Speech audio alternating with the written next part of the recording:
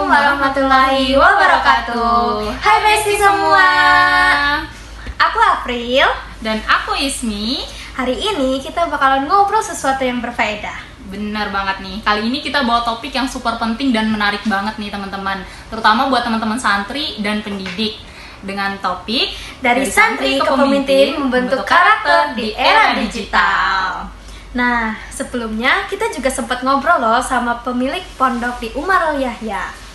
Nah, dan hasilnya itu ternyata super inspiring banget. Dan yuk kita langsung ngobrolin. Yuk, bener banget nih. Nah, pas wawancara kemarin, gimana sih pondok mendefinisikan apa itu pendidikan karakter? Nah, di pondok tersebut ternyata pendidikan karakter itu bukan soal sikap mereka, tapi juga tentang ibadah. Jadi, budi pekerti itu mencakup akhlakul karimah, kejujuran, amanah, dan tanggung jawab. Semuanya ditanamkan lewat keseharian dan bukan cuma di kelas ataupun di kamar mereka. Wah, berarti pendidikan karakter itu bukan hanya teori aja ya, Fril ya? Iya. Tapi langsung dipraktikkan dalam kehidupan sehari-hari. Wah, keren banget nih teman-teman nih.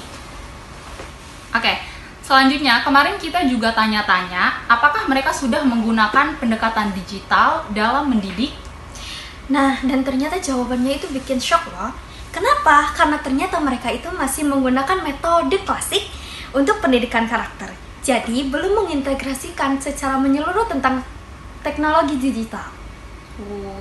Tapi itu justru jadi kekuatan loh, Fril loh. Nah, karena karakter dan akhlak memang paling kuat dibentuk dari interaksi langsung, keteladanan, dan juga adab. Bukan cuma dari layar digital aja. Nah, tapi gimana sih mereka nanaminnya? Nah, oke, di pesantren pastinya ada nih nilai-nilai yang ditanamkan, seperti dari mulai bangun tidur sampai tidur lagi, semua aktivitas santri diawali dengan berdoa. Ada juga pembiasaan sholat berjamaah, zikir bersama, lalu yang paling penting nih, ngaji kitab kuning teman-teman, yang ada nilai-nilai moral dan juga adabnya, atau nilai-nilai moral dan juga sosialnya. Nah, tapi selain dari itu mereka punya program khusus gitu nggak sih di sana? Tentu ada nih teman-teman, karena pondok pesantren ya pastinya ada program-program khusus. Ada kegiatan seperti majelis taklim, lalu juga khidmat ke kiai, pengajian malam, sampai piket kebersihan. Itu semua diajarkan sebagai bentuk pengamalan nilai Islam dan budi pekerti.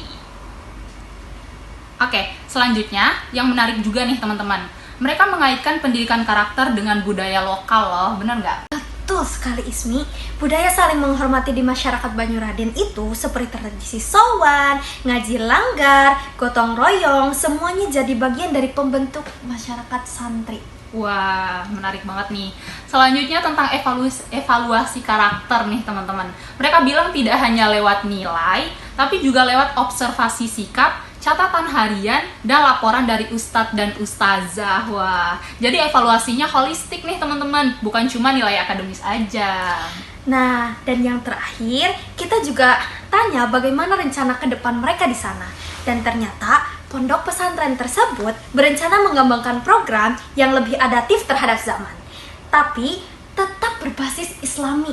Wah, seperti pelatihan digital, penulisan kreatif Islami, atau penguatan skill public speaking santri, supaya mereka siap jadi pemimpin dimanapun mereka berada nanti. Dan mereka juga ternyata titip pesan buat kita bahwa pendidikan karakter itu bukan cuma tanggung jawab. Nah, itu tuh semua ada tanggung jawab bersama. Bukan cuma pondok, tetapi juga keluarga dan masyarakat di sekitar kita. Wah, menarik banget nih teman-teman. Jadi ternyata pendidikan itu bukan hanya tanggung jawab santri aja, tapi juga tanggung jawab kita bersama. Pendidikan karakter ya teman-teman ya, ingat ya. Oke, selanjutnya kemarin kita ada video nih dari pemilik sekaligus pengurus pondok pesantrennya. Namanya siapa ya kemarin itu ya? Nah, sebagai narasumber kita yaitu Bapak Adi. Benar sekali. Nah, selanjutnya kita lihat nih video yang disampaikan, pesan yang disampaikan oleh Bapak Adi. Yuk, lihat. Pesan untuk kita sama-sama santri gitu ya. Kita sebagai santri jangan pernah putus asa, jangan pernah nyusahin malu, bahkan kita menjadi santri harus bangga dan harus benar-benar mensyukuri. Karena apa? contoh kecil, tidak nyata, kisah sejarah nyata, atau presiden kita, presiden keempat itu Kiai Haji Abdurrahman Wahid Allahyarham, itu adalah seorang santri. Jadi kalau saya yakin tidak berkahnya para masyayikh, kiai, tidak mungkin jadi presiden, karena maaf sekali ya, karena beliau mungkin ada kekurangan di fisik, tapi bisa menjadi presiden yang waktu itu membawai berapa 200 juta penduduk, itu kan sangat luar biasa, negara muslim terbesar di dunia. Jadi saya lagi untuk pesan santri, tetap semangat belajar, semangat mengaji. Kalau hanya pintar, insya Allah sekarang zamannya di HP ada, tapi kalau akhlak itu adanya hanya di pondok pesantren. Yang memiliki akhlak insya Allah hanya seorang santri. Jadi tetap semangat jadi santri, santri hebat, negara kuat. Matur nuwun.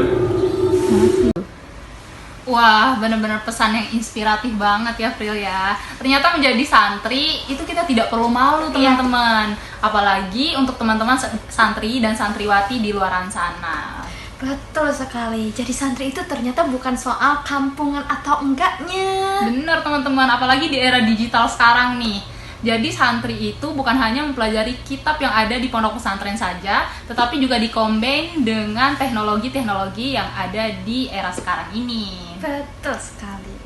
Oke, nah benar-benar episode yang penuh insight banget ya, April ya. Iya. Oke. Kita banyak hal yang baru kita ketahuin juga ya. Iya, bener banget teman-teman. Banyak banget hal-hal yang baru kita ketahui di podcast ini nih. Iya. Wah. Oke, selanjutnya terima kasih banyak udah dengerin obrolan berfaedah dari kita berdua. Mohon maaf apabila ada kesalahan kata atau yang tidak berkenan di hati kalian semua. Bener. Selanjutnya jangan lupa share ke teman-teman kamu yang butuh insight ini. Apalagi kalau konten ini ternyata berfaedah. Bener banget. Akhir kata dari kita, Wassalamualaikum warahmatullahi